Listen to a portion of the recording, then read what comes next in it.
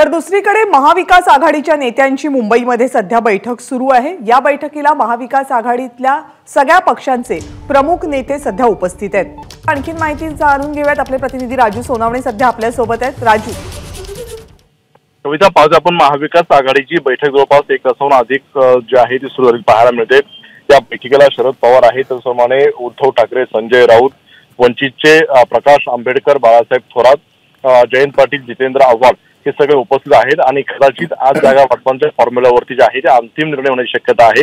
मात्र वंचितचा जो काही प्रस्ताव आहे तो अद्यापपर्यंत गुलदस्त्यात आहे। वंचितला नेमकी किती जागा पाहिजे हे अद्याप केलेलं नाही, त्यामुळे वंचित आज नवीन काही प्रस्ताव देते का यावर सगळ्यांचं लक्ष लागलेलं आहे। कुठेतरी वंचित जे आहे त्या मागच्या 2019च्या निवडणुकांमध्ये जिथे जास्त मतं पडलेली होती तो प्रस्ताव जो आहे तो देण्याची स्टार शक्यता आहे आणि त्या जागा ज्या आहेत त्या महाविकास आघाडीकडे काँग्रेसकडे जास्त सुटलेल्या आपल्याला पाहायला मिळतात। त्यामुळे या सगळ्या याच्यावरती वादावरती जे आहे तो तोडगा आज निघणार का हे सुद्धा पाहणं महत्त्वाचं राहील। मात्र या बैठकीच्या आधी सुद्धा बाळासाहेब थोरात यांनी प्रकाश आंबेडकरांची त्यांच्या घरी जाऊन भेट घेतलेली होती।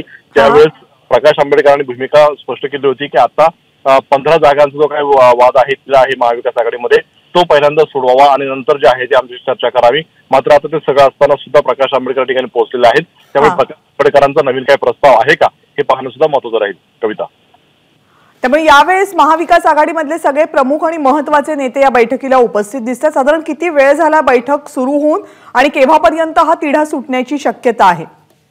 कविता, आपण पाहतोय या 3 आणि वंचितचे जे आहे एकूण 4 पक्षांचे जे वरिष्ठ नेते आहेत ते सगळे दाखल झालेले आहे। खरं तर या बैठकीमध्ये अंतिम जे आहे ते निर्णय होण्याची शक्यता नाकारता येत नाहीये। यामध्ये आपण पाहतो की जवळपास 1 तासाहून अधिक कालावधी जो आहे तो लोटलेला आहे। जवळपास आपण पाहिलं तर 12:15 वाजता या बैठकीला साठी नेते जे आहे ते दाखल झालेले होते। आता 2 वाजलेले आहेत, साधारण 2 तासाहून अधिक कालावधी म्हणावा लागेल।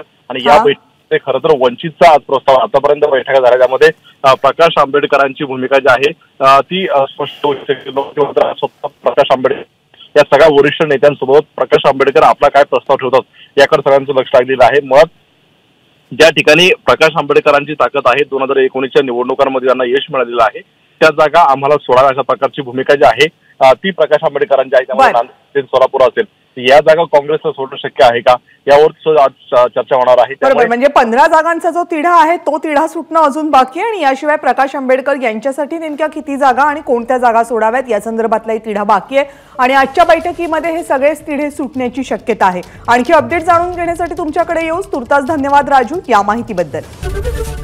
एबीपी माझा, उघडा डोळे बघा नीट।